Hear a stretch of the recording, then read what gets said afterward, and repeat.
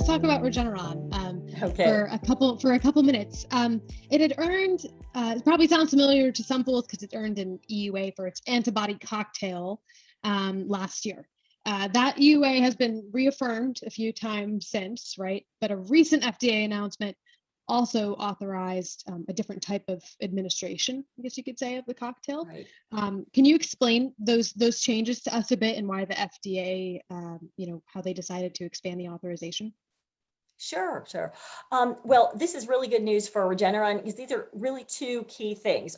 There's the lower dose and an injection versus infusion. So first of all, we'll talk about the lower dose. The lower dose could, eventually, of course, will mean cost savings because for each antibody treatment, there's not as much material. So that's definitely a positive. It also is a gain in manufacturing because it means that you can make more with less. So it's really going to help them to manufacture more doses. That's definite positive.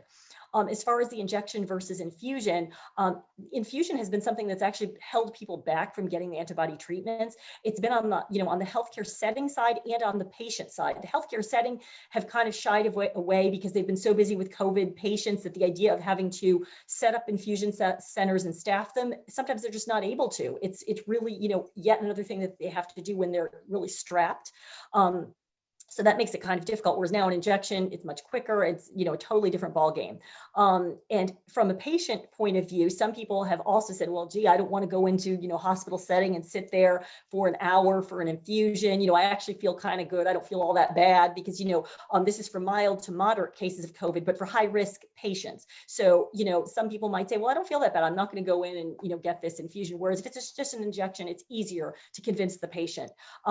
So, these are two definite positives for the cocktail. And, I would think that this should boost use because that has been one of the challenges these past few months was getting people and hospitals to use antibody treatments in general. And so this extension of the EUA is something very, very positive for Regeneron.